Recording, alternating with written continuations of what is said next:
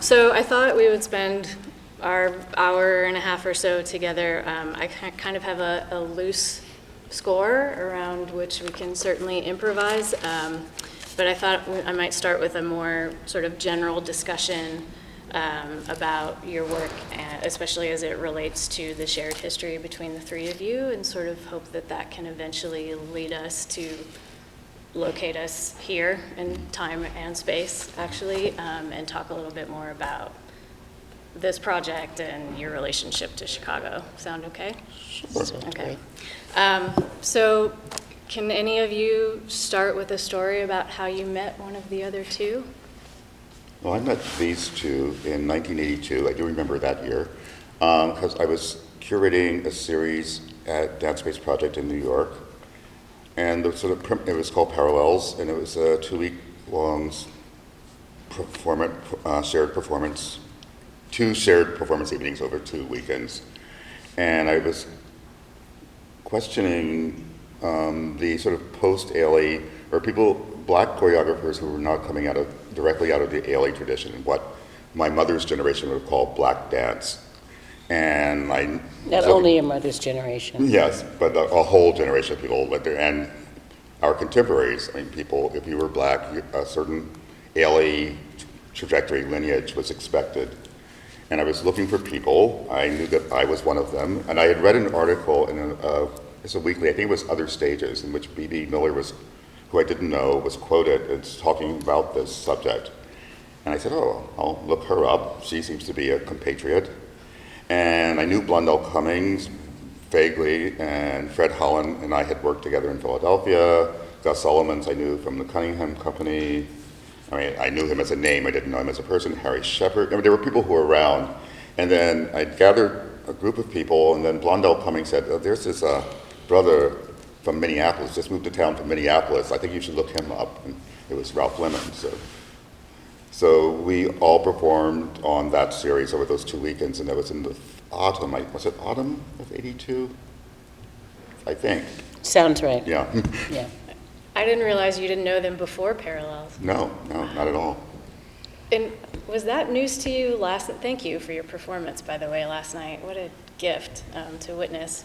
It seemed like that was news to you, that the idea was sparked by your quote in that article. Yeah, I maybe I'd heard that before. Had you written about that? I'm not sure. I'm not sure. But, and I don't remember that quote, but I know that feeling for sure. That sounded about right. I think that,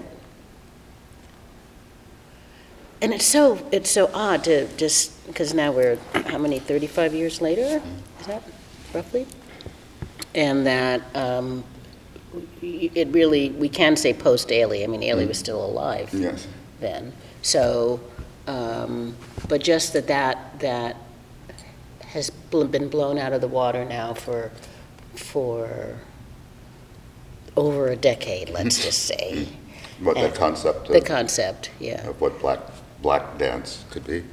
Right, and so just remembering how that sense of finding a community, if not a community, but just a compatriot, was pretty exciting, and still a little unnerving, I think. Unnerving how? Well, exactly which part of not Ailey are you, or what does that mean, or what are you doing? And I mean, we're still working as fellow artists, and like, questioning, and what is that, and seeing things that, regardless of Ailey or not, that were really eye-opening for me, I think, from both of you. And so, along with many other things. Right. So I think what felt more of the relief of like, whew, there's more, but there's also, we're all connected in many other ways as well, so. Do you remember how the two of you met?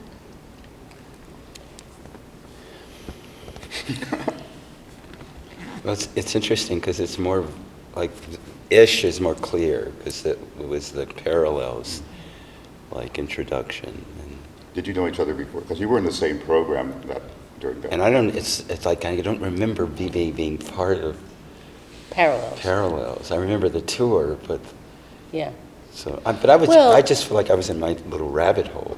And racially, it's quite interesting too, because like to hear you talk about, like, you have always been much more activistic about it. And we never kind of talked too much about it. No, hardly ever. And I was just in love with all the white people I was working with. You know, so to get pulled into a kind of racial, like, container for that seemed really interesting. And to me, Blondell was kind of my, I mean, she was, I wouldn't say so much a mentor, but like a real advocate, because we met in Meredith's work. Right. And, you know, I just adored sort of Blondell, and she would say, check this out, and I would kind of say yes, you know, like she was sort of like a big sister mother figure or something. But it was funny, because I was like, the racial thing never really like felt for me at that point. It is now, but at that point in time, it was just kind of interesting. I think one of the I never felt like, oh yeah, I belong here. I felt that one of the successes of that thing, the 82 Parallels, was that how different the work was very diverse. It was like, it wasn't like one thing. I mean, you know, I was doing this with my mother, throwing mothballs on the floor. Bebe was dancing to sort of Gregorian chants with a Very live Nina vocalist. Wiener, Yeah, Jeshu. yeah. And Ralph was flouncing around in his green skirt with apples on the floor. Gus Solomons was doing a very Cunningham geometric thing. You know, it's like all the work was really, really, really varied and different. So even though it was put in this racial container, the container contained a lot of different things. It's messy. And that's what I think what my premise was that. Right. I think there's something that you touched on about the container being a little bit, you know, the anxiety of containers. Does that mean I belong to this, or does that mean that, you know, which part of it? And I think people thought of us, oh, you know, we dance with white people as kind of our container, if that's a container. And without that, you know, what exactly does that mean? Right. And I mean, it's one thing to say that I'm following my interest and see who shows up at auditions or classes, or, you know, and that there's, you know, more white folks and black folks, you know, but it's another thing to be kind of put in a container, if not because of that, but yeah, because of that, actually, yeah. So the initial Parallels was 82. You revisited the idea 30 years later. Actually, there was a blip of a revisiting 5 years later in 1987. In Europe. Yeah. In Europe, some of us, and plus Jao Level also came with us, and to Paris and Geneva and London. And Harry and Gus did not. And Harry and yeah. And I would say for that, I felt like it was different from the New York version, where it felt more exoticized. Yeah, well, the European audience felt much more. Just that whole thing felt really different. So it was like, oh, blackness from a whole other different kind of point of view that I still hadn't sort of bought into, but just like the purview of it, like the lens of how we were being seen was really interesting. It was much clearer. I mean, because we would have talkbacks after the show, and like people would question, and especially in London, they were questioning, "Is this black dance like?" You know, Right. And you know, the Parisians. Is it black enough? Is it black enough? Exactly. You know, it was like, Exactly. you know, what is, you know, like we got into a whole big debate in London actually, because their funding agency was having a whole thing about how to fund black dance, and they were defining what black dance was, and we weren't that. Yeah. And the language translation of it, parallels in noir, you know, like all that was like, wow, this is interesting. Yeah. Yeah. There was, by then, I felt, you know, just being 5 years older or 5 years further, actually past the point of the beginning of Bebe Miller Company, and that there was, if not something else at stake, but there was something, I was I was really interested in the definition of this group and the wind that was carrying us, that collected us together again, and so that it wasn't just a new thing that then we would let go of. It was just something that had substance and a mark, Right. and I felt. And money. In money. Yeah. A little bit. Yeah. Well, Yeah. a little bit, but there was a discussion of like, oh, on tour with this and da-da-da-da, and that was all very new. Yeah. So it felt like that there was it was substantive and a certain hipness, but also a visibility of the work itself. I think. Right. I think it also brought up this quotient of performance, for a young artist,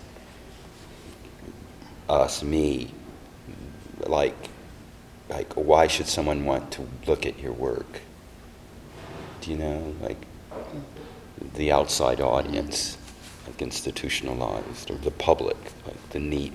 Why would someone be interested in what you're doing? And I think that kind of kicked in quite emphatically for me at that point. Oh, there's an interest in me being seen, my work, as black.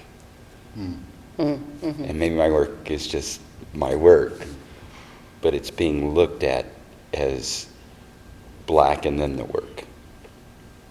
And I feel like that's been the deal since. Even as I mean, we go, Liz Thompson. Yeah. All the people that we were dancing with, we were sharing time and space at Jacob's Pillow, and Liz Thompson says, "You guys should do a duet." And that was great, but it was Yeah. like, why us? Many years later, it's like, sure. why the two? Oh. Yeah. And we made this great duet that I loved, but it was like, because we were black. Yeah. And because we I want man male and a and woman, female it's and, like you know. all these like tropes that are just kind of easy to, acknowledge, like from a kind of public audience sort of point of view. All that's just been sort of clarified for me as an artist. So that's kind of a good segue to my next question, which was about, the concepts behind the instigation of parallels and everything that we just addressed. How have those questions or wins or ideas changed for you or not in the 30-some years since that was first instigated? I think for me it's about historicizing and voices, like what voices are heard, what voices are in the canon, and who controls how those voices are seen and heard and shaped, and what's left behind. I mean, that was in the 2012, I was thinking more about that. Like I'm going to take control of the canon, I'm going to take control of the history, I'm going to take control of how this is historicized, at least as much as I can. Of course I have, infinitely small amounts of control actually, but if something's going to be written about it, I'm going to write about it, or I'm going to choose the writers, or I'm going to choose the co-curators. I'm going to frame this in a way in which I would like to see it framed. And I think I was clearer about that, 25 years later, that these people, these artists, I admire greatly for their work. Not for their race, not for their ethnicity, but for their work, but to make sure that they are included in the history of the work, of the field. I think that was really, and also addressing my own, I was sort of critiquing my own naivete in 1982, because I had a sense of, these people fit, and then there was a whole other range of people who I had not considered, or types of work I had not considered, and I wanted to critique that and sort of broaden my own range of what I was bringing in. We have to also give credit to the fact that you were 25 years or 30 years older Yeah. You know what I mean? Yeah. And that and the field was as well, because of all the things cumulatively that had happened since 1982. I mean, it's not, what those decisions of curating were, and I guess, did you call it curating back then, or just I put it together a program? Actually, the first time I was called a curator was in '82. Cynthia Hedstrom, who was Oh. in Dance Space. Yeah. Because I think it was just beginning to get into the dance world, that people were curators and not presenters or, Yeah. programmers. Yeah. Uh-huh. And it was really funny. It was really odd to me that she was calling me that, but I took it. Yeah. I don't know, I think. But I think I was much more. I found out looked up what the word meant by 2012, and I said, "Oh, that's what I'm doing." Yeah. But I think of just all of the work past to our duet and the goat, and all of the other things, and your shift into geography project, and all of those things that were, if not field wide, of course it's a big field, but just were its own kind of seismic, monumental or small directionals that were cumulative, and arriving at 2012 is arriving with other ghosts and other things on your shoulders as well. And I feel so grateful to have made the journey, and I'm making the journey, because it's evolving. It's changed by just last night. I'm like, oh, yeah. We are this now. What did somebody call us? Black Grand Union? You said that? Ooh. No, I think it's profoundly, and it's just, maybe I'm just naive about race in this country, but like I came from Minneapolis, so it was like white was cool and black was cool, and all of it was kind of good. But I feel like societally I got forced out of that, right? So when I disbanded my company in '95, I've worked with only people of color since, and mostly black people. Do you know? It's like this discovery of blackness in a way that was really sort of amazing.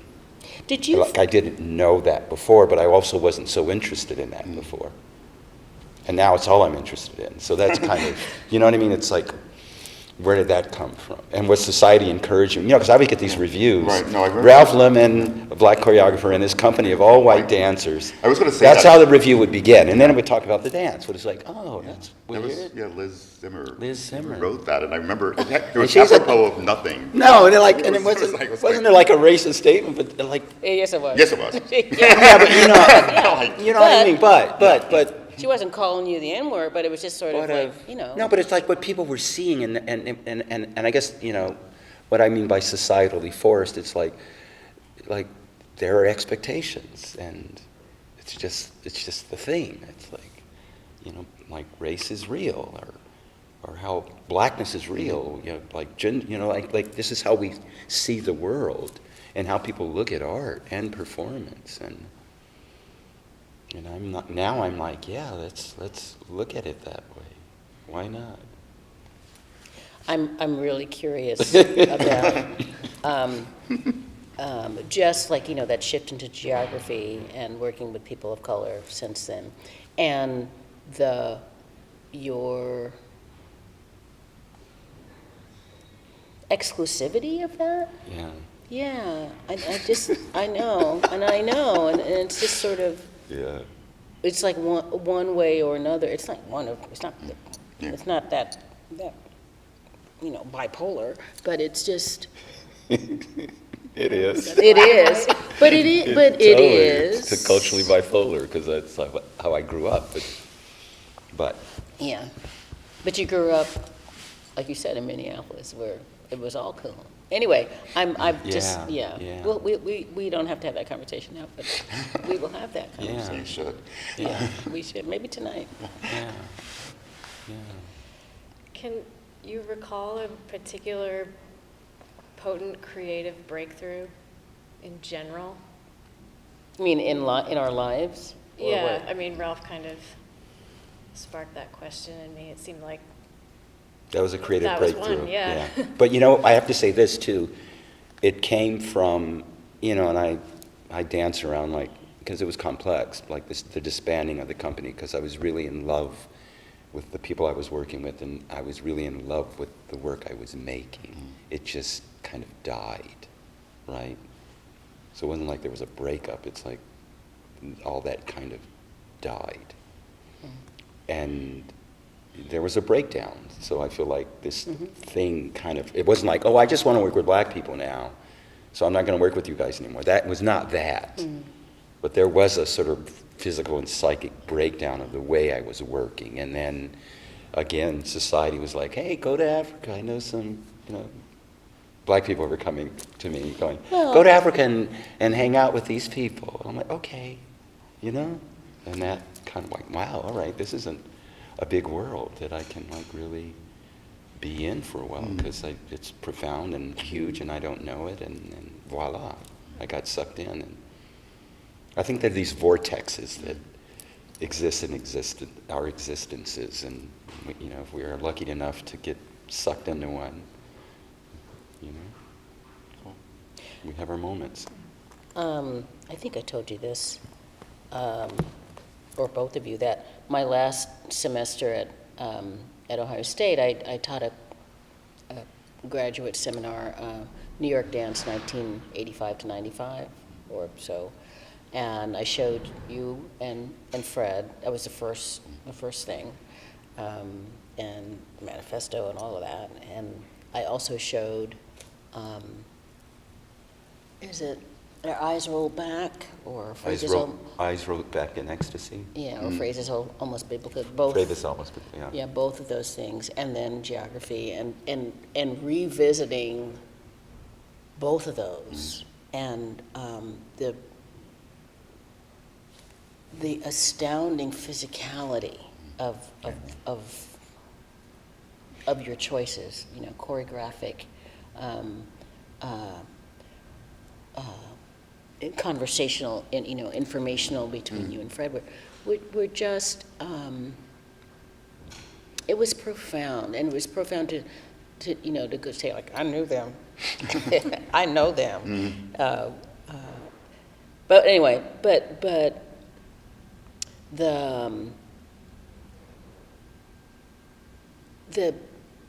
those were breakthrough, and they were a breakthrough for me, regardless of, there's never a disregard of the color of it.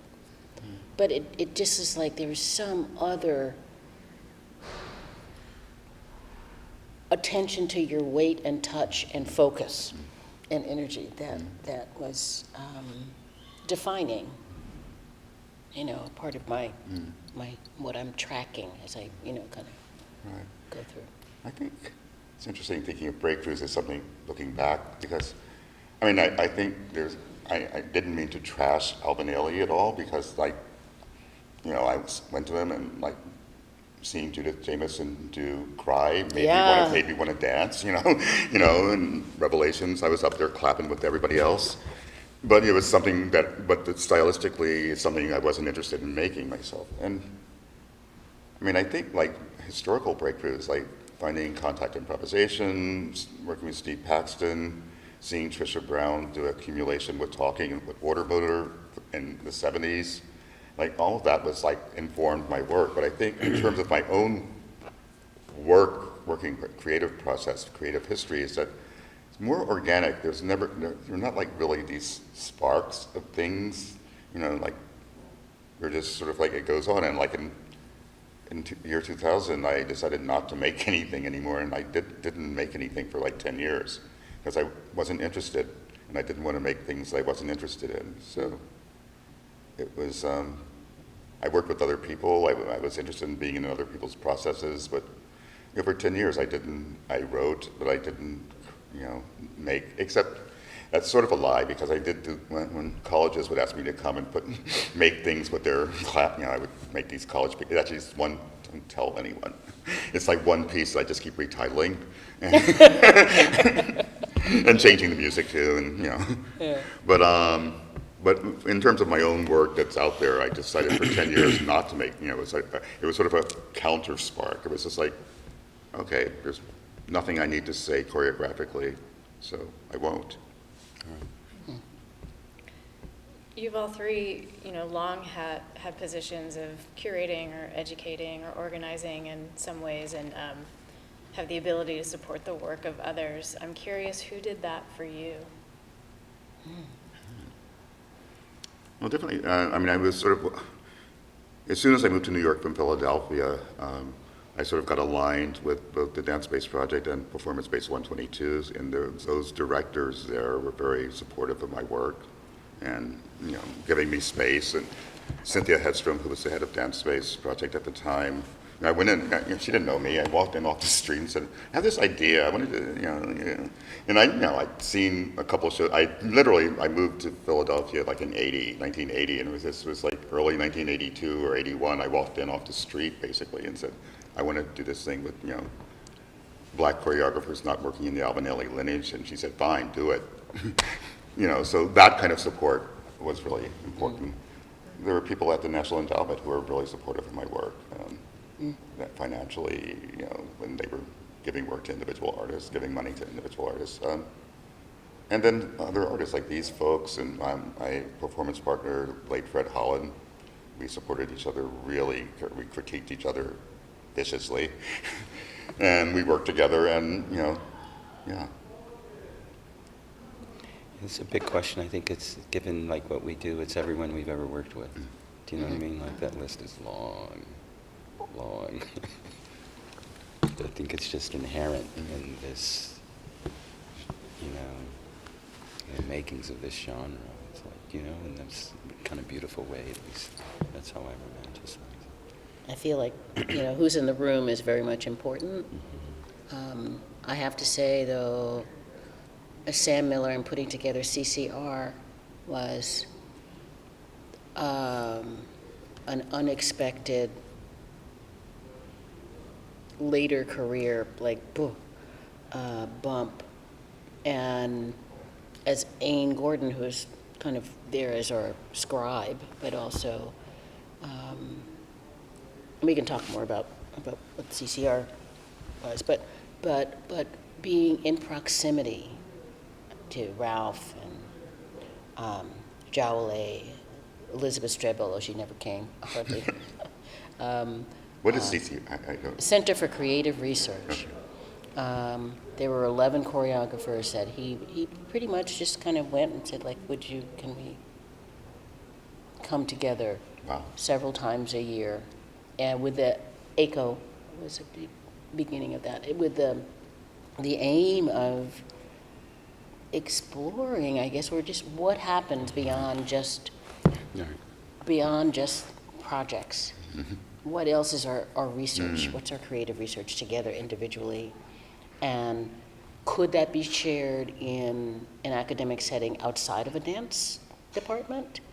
Was one kind of a goal, but I think for me, just a recurring proximity to artists of my generation that I had great admiration for, and to hang out and eat and talk and go from Minneapolis to various other places, and over a period of 8 years or so was remarkable. And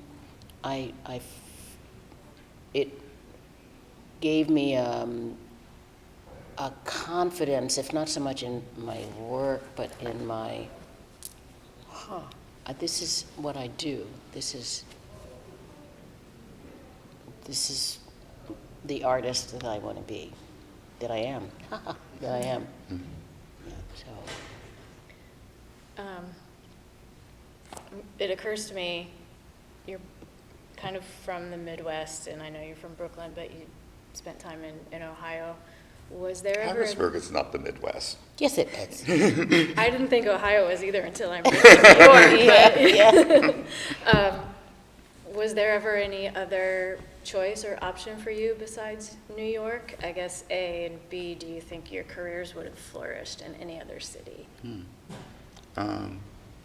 In my high school yearbook, I wrote that I was going to move to New York, and that was in 1969, and I didn't move until 1979, but it's where I always envisioned myself. And I used to take the Greyhound up on weekends when I was a senior in high school, and hang out in the village and go see stuff. I used to read the Village Voice, which came a week and a half late to Harrisburg, but I would read it. I read Jill Johnston's dance reviews all the time. It's like I knew I was going to move there. There was times in the, I guess, 90s I considered moving to Barcelona, but I decided I didn't want to be a foreigner. And there was that Berlin flirtation I think a lot of people have. And I remember you flirting with Berlin. Yeah, I flirted with Berlin. Because Fred went there for a while and came back. Yeah. But yeah, I don't know what my work would, I can't tell what my work would have been someplace else. You? Yeah, it was clear to me, like Minneapolis was the perfect place, I think, to grow up as an artist, because it was really healthy, and everybody from New York came there, so, Yeah. My first, exposure to dance was the blue chip postmodern things, and so I felt really, really privileged, but it was also clear to me that, that Minneapolis would plateau out at a certain point. Once you're ready, you have to go, and it was to New York, because that's where everyone was coming from. Right. I lived in Philadelphia. There was this Philadelphia buffer. When I left college prematurely, I thought, I'll move. I'm not going. I didn't go back to college. I sort of dropped out, kind of. That's another very long story. I considered moving to New York, and I decided that I wasn't ready. I was 21 years old, and I decided I wasn't ready at 21. I needed to grow up someplace else. I had a friend in Philadelphia who was going to Temple University and had a house that had a room, and I moved in there, and I spent 7 years in Philadelphia, which was really, I think it was very good for me to incubate there, rather than moving as a 21-year-old to New York City and being overwhelmed. I mean, from Brooklyn, went to Henry Street Settlement when I was 4, had Murray Lewis, at the Nikolai technique, that's what I thought dance was. I thought everybody did it. I knew everybody didn't do it because they weren't in my, but it was But not. that's what dance was. That's what dance was. That was big. Put on stretchy fabric and. Yeah.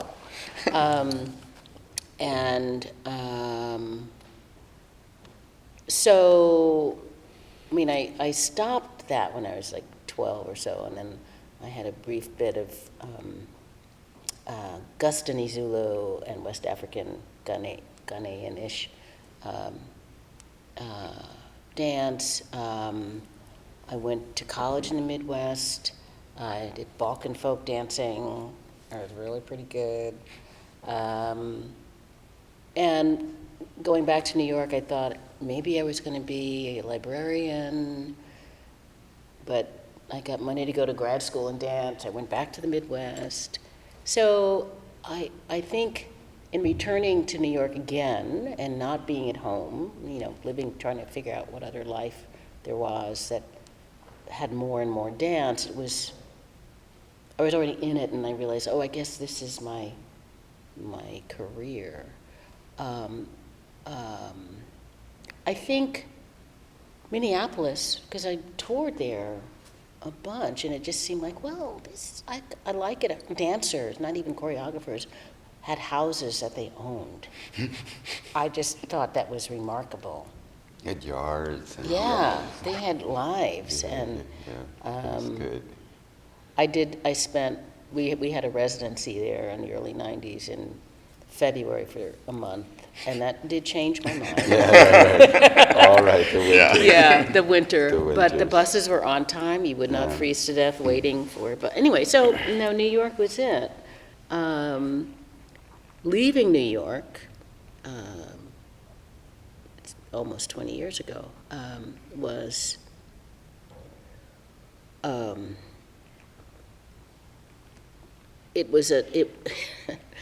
it's not so much I went to Ohio, I'm leaving New York, and I want a house, I want a porch, and so I wasn't pulled to the Midwest, I just was pulled to it. I got offered a position, and I thought, well, maybe it's time. And what was really interesting was finding out what I made. What would I make if I couldn't see? I don't even. Judson Monday nights was kind of happening when I left, but if I didn't go and see bad work, if I didn't go and see good work, if I didn't go if I didn't do the routine, what would I make? And so that was interesting to find out. I don't know what I would have made if I stayed. So, something different. Yeah. Do any of you remember the first time you toured here to Chicago? There was a festival called Movable Beast, and two women who had been students of mine at the American Dance Festival were putting it together, Asamina Cremos and Rebecca Rosen, and they asked me to come be a part of it. And I don't remember the year. You probably know. I don't remember the year either, but is that when you danced in the elevator here? Yes. Dance is sort of a very loose word about what I did, yes. But I was in the elevator for an hour, yes. What did you do in the elevator for an hour? Well, in context, we were performing in, I don't know which theater, some theater in town, I don't know, but I think there it was was, Lynx Hall. I think it might have been like one of the first Fridays where the museum is open to the public all day long, and Rebecca and Asamina got everybody from that festival to do something site-specific with the museum, and I decided that I would do this piece in the elevator in which I was sitting in a child's chair with my face to the back of the wall, blindfolded, and the evening before I had asked questions of myself and what sort of like 1 minute pauses to answer. And I don't remember what the questions were. So there was a tape player there with these questions, and I was being interrogated, and I think I had like a work light in my face holding. And I just remember that I got in position. I was in my underwear with the blindfold, the tape player, and the light in my face. And a security guard came and kept going, "Sir, do you belong there, sir?" And was trying to get me out. And finally, I guess someone came and told them I belonged there. I don't know why they would have thought someone in their underwear would have just wandered into the museum. Well, yeah. But anyway, and it was a very interesting piece because I was blindfolded, and sometimes people were and I didn't know if I was alone. My task was just to answer these questions, and I would interrupt myself because I gave myself, I think, 1 minute pauses to answer. So I would be in the process of answering, and sometimes I didn't know if I was alone or not. I could feel if the elevator was moving or not. And then sometimes someone would cough, and I didn't know they were there, and it would startle me, but it was really interesting. And then I guess Shirley Morgaine saw the thing I did at the concert. I don't know if she saw the elevator piece, but then she asked me to come and set a piece on her company, on Morgaine and Company, which was the first time I ever did that.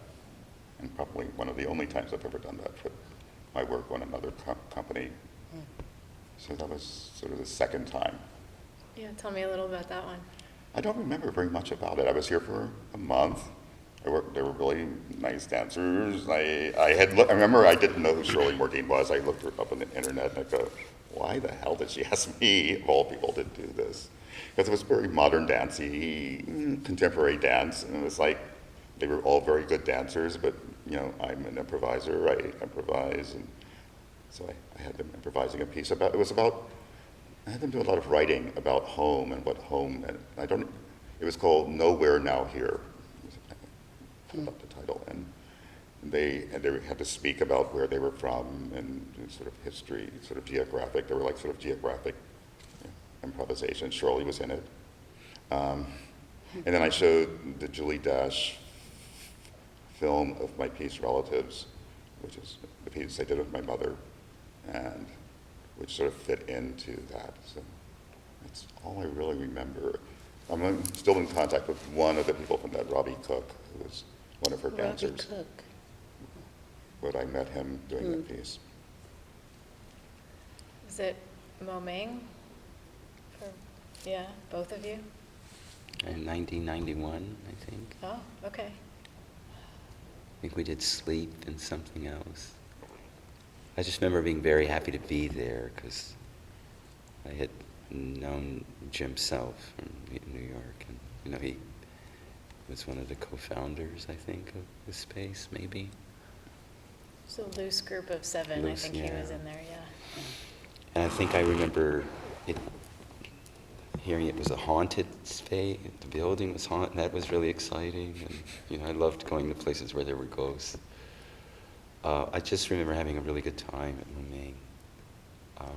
The vibe of the place, it just felt really like funky in a really good way. And then we were in Columbia College. I think it was near the end of my dance company. I don't think we did any other geography other than Come Home Charlie Patton here. And I remember for that getting a really bad review from a critic. And I think she wanted to do an interview with me, and I said no or something. That's Before at least, or after the review? She wanted to do it before? she wanted to do before. Oh. And I was just like so busy. It was like, no, I just don't want to do any interviews right now. I remember she was like not so happy with the piece. And I was, yeah. So anyway, that was just my sort of take on it. But I remember being here in this space, and it was, working with Peter was fantastic. And,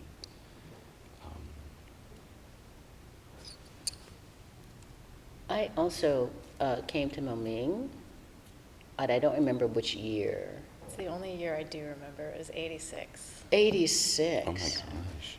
God, what did I know? What did you do?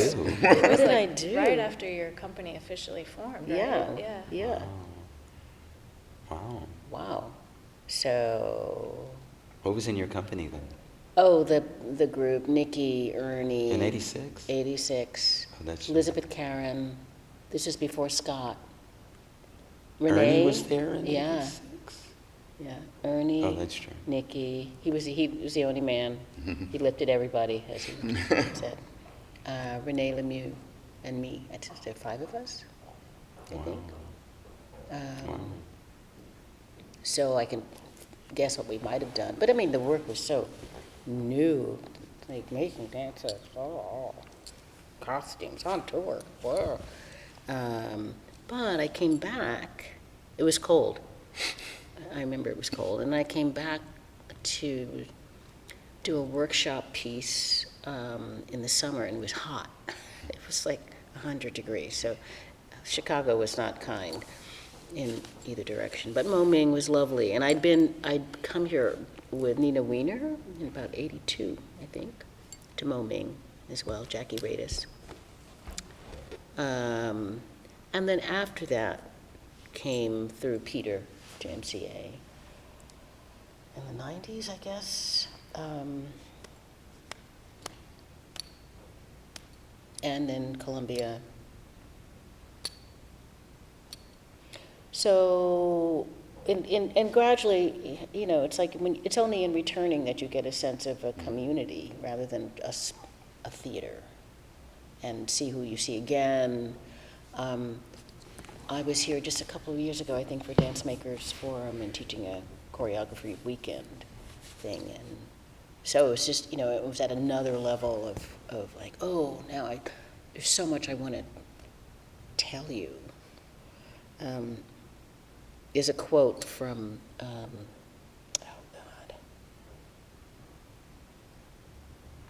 God. Margie is quoting someone, speaking to Bessie Schoenberg maybe about teaching and, how to do it well, and Margie Jenkins? yeah, Margie Jenkins.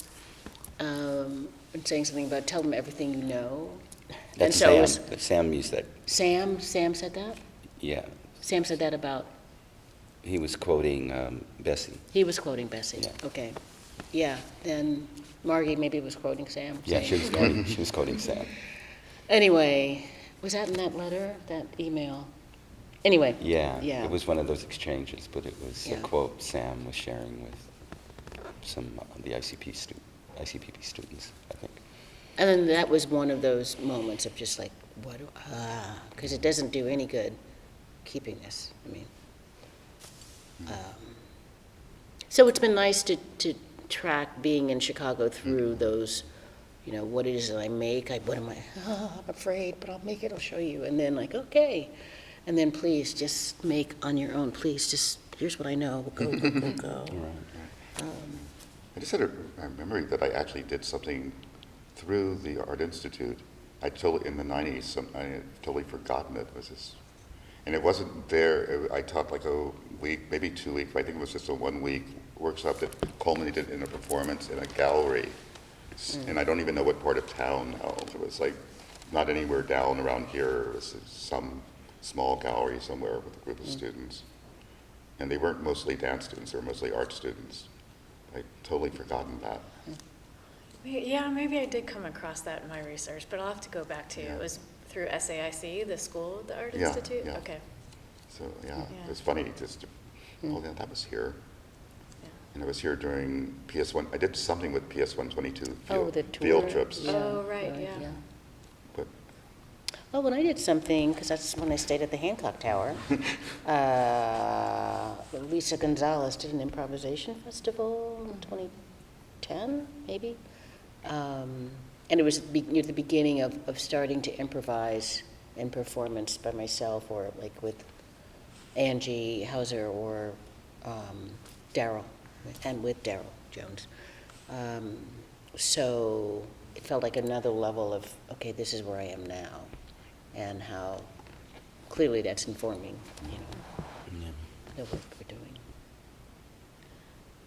I'm not sure if this question is answerable, but it's very specific to our project and what we're looking for, so I'm going to ask anyway. Because you all have toured so much, is there anything that stands out about Chicago or the dance scene as you have come to know it over the years as distinct from other American cities you've worked in? I unfortunately don't know enough about what work is being done here because I come and I do my work. And I think that that's an interesting question and kind of a dilemma, maybe. How do you take part in what's already here? And that, I think, touring always is pretty much like that. yes, theater, hotel. Yeah. Maybe a workshop and then back to the hotel. And, by repeat visits with some of the people over time, over a decade, certain things reveal themselves, but it might be something to explore as a city or as a community about like what is distinctive and how does somebody see that? Because in a way you bring us to bring what we do and share that, so how do we tell? And it's not, and I know there's work here, and many people that I know who are working, but it's like I don't know you as a community and that interaction. And all communities really are different. Yeah, and it makes me think, it gets back to that whole issue of like New York and everywhere else, right? And in New York, it's just the glut of all that energy and talent. Do you know what I mean? It's just a glut of it. So it's kind of, like, it goes without saying, like, why someone is there or not. You're either there because you're feeding off of that or you're not because you hate it. It's like very binary, I think. And then I feel like these other cities, Minneapolis, Chicago, the rest of Seattle, Portland. LA, you know what I mean? Yeah. Like, to me, I think what's been key, and then when I think about Chicago and I think about these spaces that I've inhabited kind of as a performing artist, it's like the people, like I think about who brought us to Momi. And I remember whoever did, I really liked. And Bonnie brought us to Columbia, and I love Bonnie. And Peter, I love, you know what I mean? So for me, it's, the older I get, it's so clear it's about these relationships. Do you know what I mean? So it's less about the city, which I think is important because, cities are important. They have their own kind of like psychic geography thing happening. But what's more important is like these good people who, again, are like advocating the work. I'm being commissioned to do something at the Art Institute. and it's like, you know, Tinrique, and he's a great guy, you know, and then it's like Darrow's here, and Tara brought us here to this space, and you know what I mean? So I'm just, again, vibing off of these like new, old people I like, or new people who like, you know, Tara I don't know, but like this experience dancing with these three here is one of those seismic breakthroughs for me. You know what I mean? And I'm not thinking about touring. It's like it's happened here in this space. I will never forget it. And now that we have. And it happened in Chicago. Do you know what I mean? So those are my marks. Then it's like the rest is, you know, urban planning, or, you know what I mean? For you to figure out. Like. You're tossing me all these really easy segues. Thank you for that. But now that we've landed right here, you know, this relations, I mean, it's just so exciting for, you know, us Chicago folks to have it happen here. I'm curious what you think about the fact that this is happening here in Chicago. Well, I said it. Yeah, and again, it's sort of, it's us and Tara in this space, and she called. I mean, she wrote the email, We had and coffee. you had the coffee Really, talk, yeah. and so her relationship with MCA in Chicago brought us here, and feel really grateful, and shaped it in such a way for us to go like, okay, us. Yeah, yeah. You know, let's see, and it was easy, it was a flow, there was support, there was like space, and then a little bit like, we need a little bit of this writing down, okay, go right out. Right. But, And it didn't happen in New York. It happened here. yeah, Do you know what I mean? Like New York didn't ask. No, No, but exactly. I'm just like, you know, there's sometimes the magic is about like Yeah, the place, and you know, I don't know. And it's been so welcoming. yeah, yeah, It's not really been complicated. Not at all, actually. Yeah. Actually, I just thought, that's weird. yeah. Where's the monkey wrench? You know? Yeah, right. History is really present, at least it was last night in the performance, present with you on stage. And I have a sense that regardless of whether or not people in the audience are familiar with your specific histories, it was present in the room. How much reflection went into your preparation for performing together? If Rehearsal or reflection? Our rehearsals were. He said reflection. No, we got to. Let's not piss up to like we how will. little we prepared.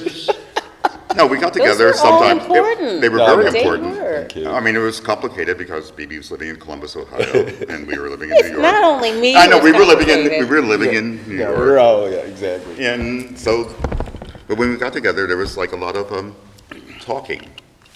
A lot of talking, a lot more talking than moving usually. And then toward the last half hour, we said, oh, we should do something, But I think the talking was really important because Yeah. we don't get to all hang, we about don't get that. to Yeah. hang out with each other. Right.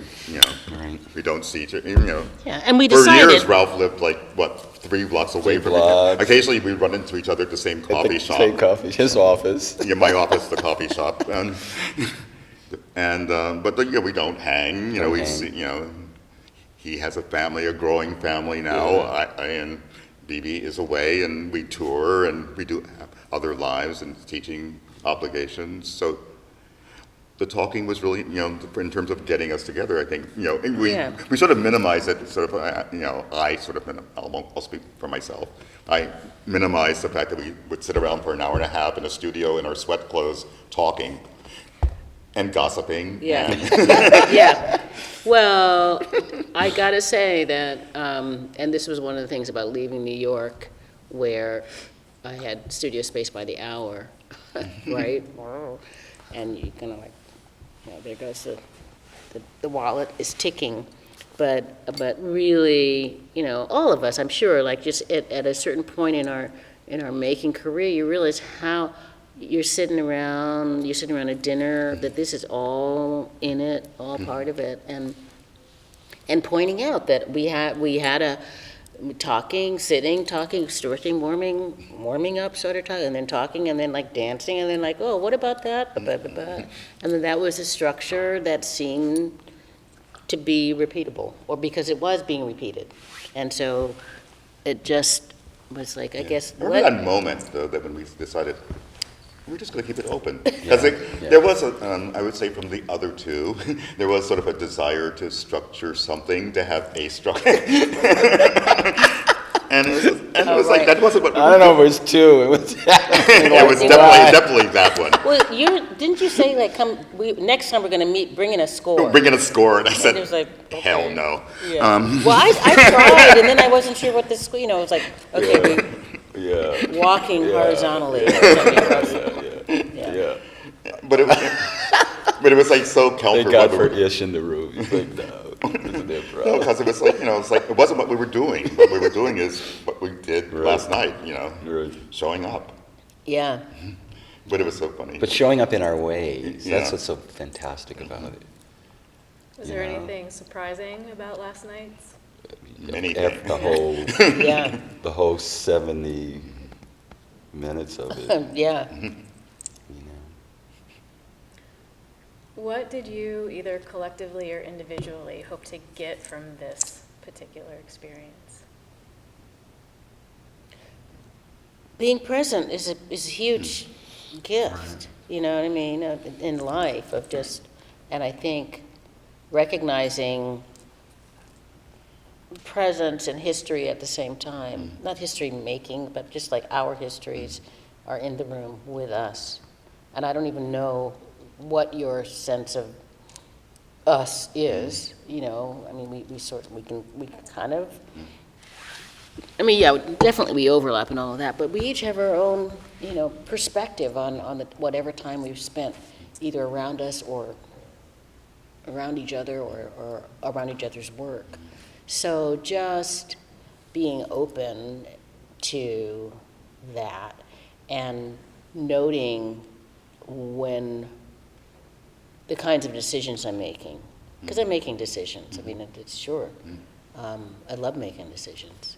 And so, that compositional eye of this is happening and this is where I am. No, I think no, yes, I'm going to interrupt, nope, I'm going to stay.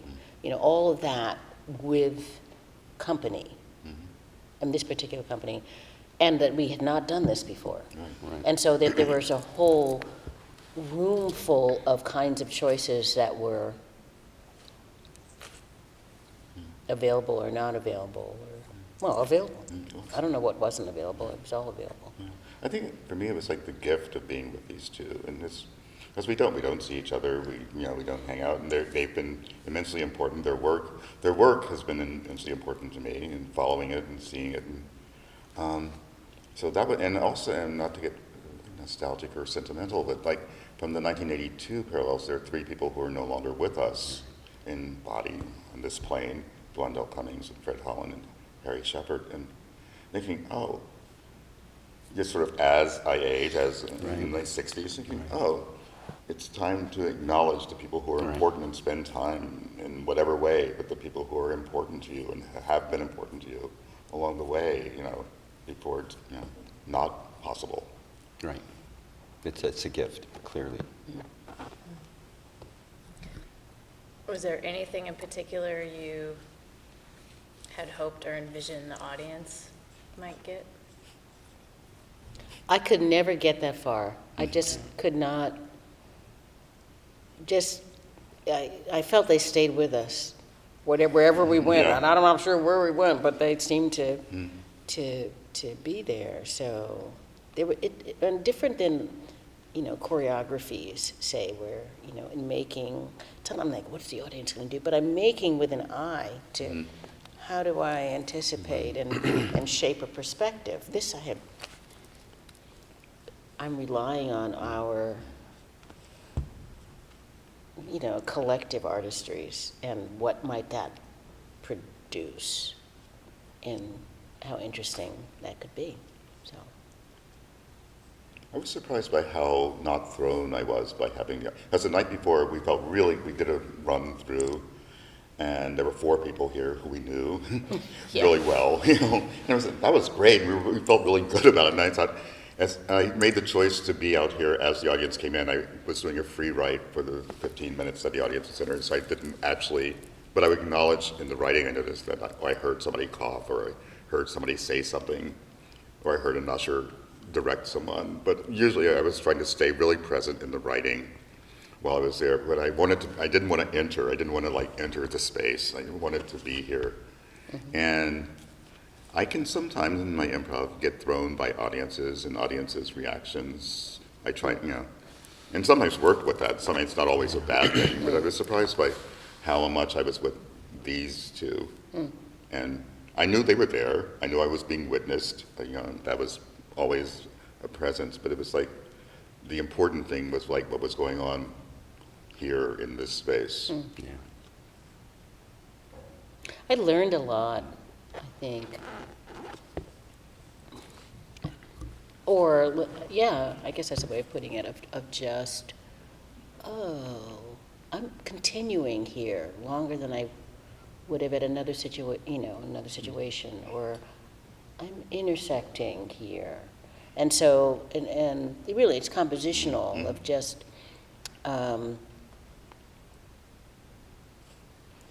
it's such a great space. It's so much visual and audio space of timing and Yeah. graphics Yeah. that were really a pleasure to then play with and know that you're playing with them. So it didn't, there was never, for me anyway, something like, I don't know, well, we're here, it's all, trying to just triangulate was great. Yeah. I wasn't thrown, but I was really surprised. The audience quotient, because the night before, to me it was a surprise, a couple surprises. The first night, it was just a surprise that for me, I just needed the space with you guys, and now that we have that, I get it. And then I was just like it was a romper room. And then last night with the audience, it was like, oh, I'm not prepared for that. For the first half hour, I just felt that new material that I didn't know, and I wasn't ready for it. And it charged things in a way that was really kind of scary and interesting. I know I'll have to contend with again tonight. But I will say this, at the end, to see how sort of cheerful everyone was really another surprise. Yeah. It's like, wow. Yeah. Like, why are you guys so happy? You know what I mean? Like, because I feel like I don't know you guys, but it's work. It's like inside of this, and it's been beautiful. It's a beautiful sharing for me, but it's work. Yeah. Like I'm having to be so attentive to the whole, and I don't know, it's great work for me. There's something about, now I'm remembering again the beginning of it's like you don't know which container am I dropping into? Is it, the cool, harsh, is it warm, fuzzy, or warm, harsh, cool, fuzzy? And so I felt not self-conscious about it, but just a little overly conscious of every decision, every shift and blink of time, and so I'm wondering like what we'll do, what I'll do. I don't know what you'll do. We have more information Yeah, now. yeah, we have more information. But I also putting that against now because we had the night before, just these runs of tone of room and what is done within that it's really fun. I want to stay conscious of your time. It's 10 after 3. Is there anything that we haven't covered that you want to make sure we do? I mean, I could talk to you all day, but you got a show to do. It was after the performance last night, and just because you'd mentioned being in this town, just getting a sense of the community who were upstairs, kind of hanging out. And some people I'd met before, some were new, but who knew each other, and definitely a intergenerational thing going on. I felt really happy to have shared this, and particularly with younger artists of color who are just like, finding out stuff that I don't, go, please find out. I don't know. But I felt maybe in Tara's organization and plan for this, that web, not so much an expectation of what to do with that, but just that there was like a web that we now have entered. And not only, folks of color, but just that particular, there's a generational something going on. And I'm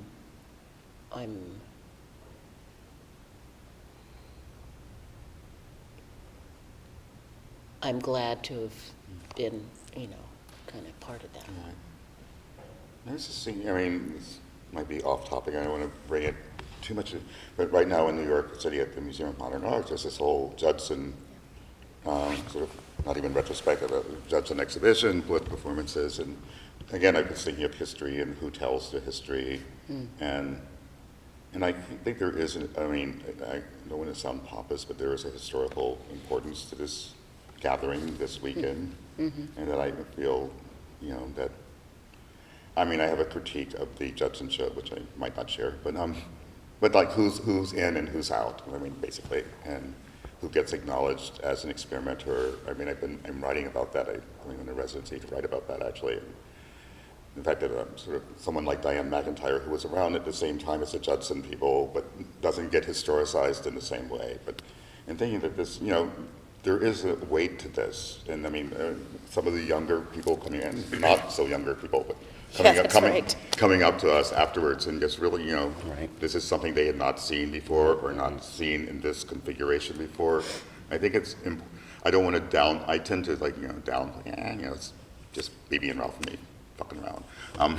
But, I don't. But, I tend to, I don't want to be pompous. I don't want to be, this is so important. But I think if there is a weight to this that, that's really, really important. And I'm really happy that it happened and that it happened here. And it did begin with Tara and I were last year in 2017, we were at a festival in Cambridge, Massachusetts. And she was there and I was there, and we went out for coffee and we just sort of talking as two people. I knew her from New York from Movement Research, and somehow I started talking about, these two, and somehow she had gotten the job here as a curator, and it just, it's one of those totally organic things that started in a coffee shop, It's actually really kind of wonderful. But I think I don't want to downplay the weight of this, that it is an important thing, I think, happening. And I think the response that we got last night was, I said, oh, yeah. Yeah. Well, to me, it gets back to something we were talking about earlier, the race coding, or at least in the way I see it, like how clear but complex it is. And Ish and I were talking on the way over, I'm starting to acknowledge, I'm a mentor now.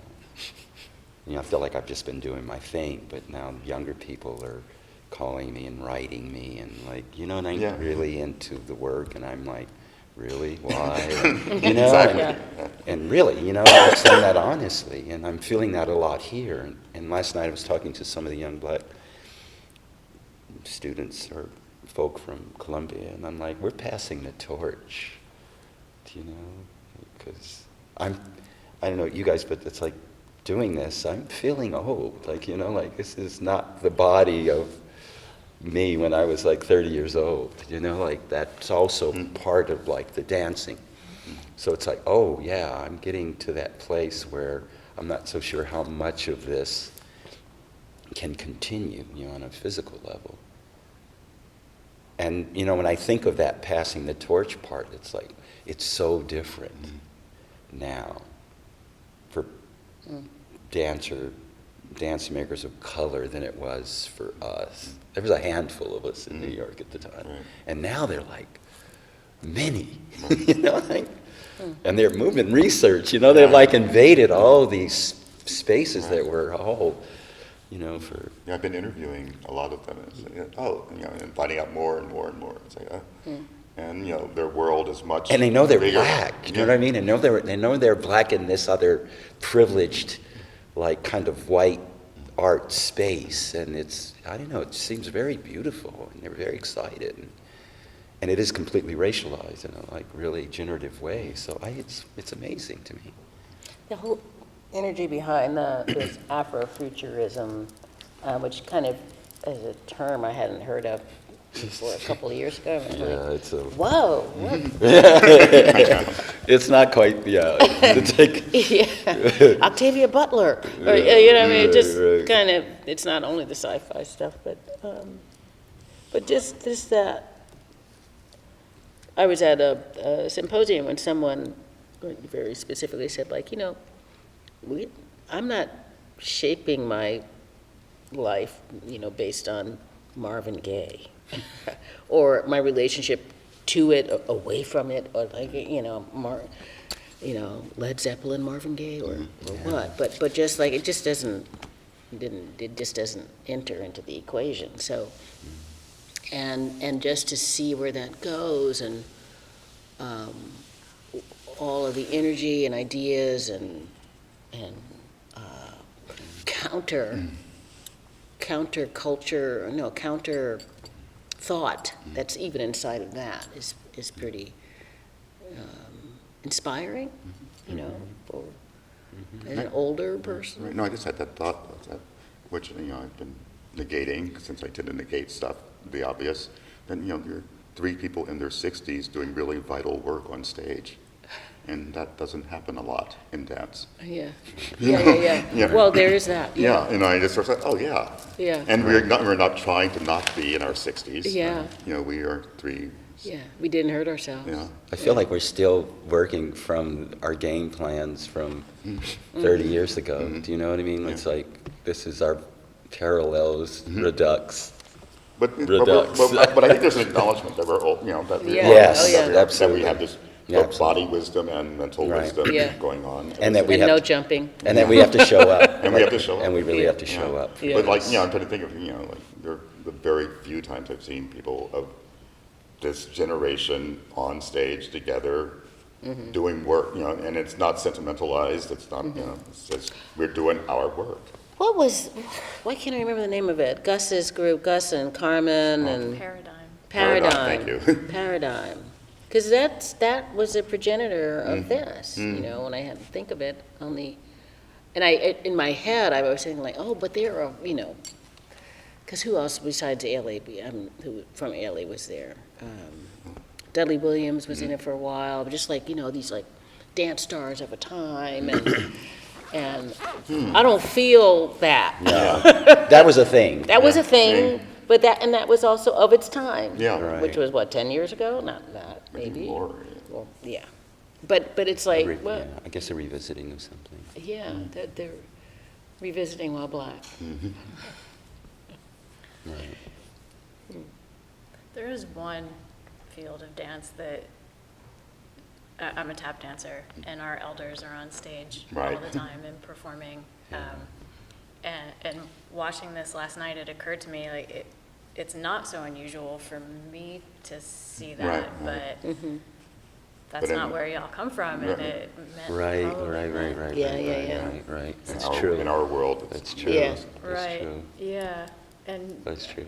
But in your genre, that age gets better. You know what I I'm mean? gonna say the same thing. I don't about know. It's I there don't are know. just Yeah. differences, and, Yeah. and you bring different things Yeah. to it, and Yeah. not better or worse, different. It may be better, I would argue that, but it's a refreshing lens, I think, in this case with the 3 of you. I gotta say, there are times when I would look at the two of you, and it's like, how is he making standing still so interesting? Or like, he's hopping from one foot to another, and I am watching. You know what I mean?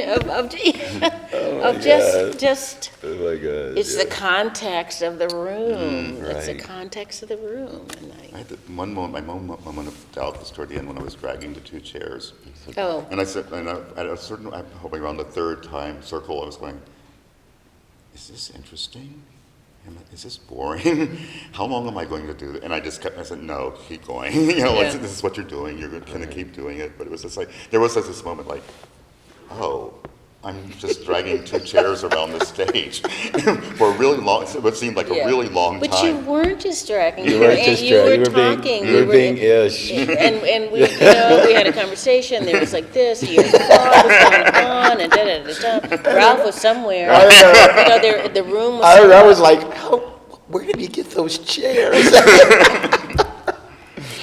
And then, Just the magic, like things and happen, then and it's like putting them down And then right rock there, boom. steady. Woo. Yeah, the rock steady was No, we great. were talking last night too that they're like we don't like we're interacting, but there's so much of each other we don't see, and then it's like we turn around and it's like, oh my God, they're doing that, like, so that's like also kind of great.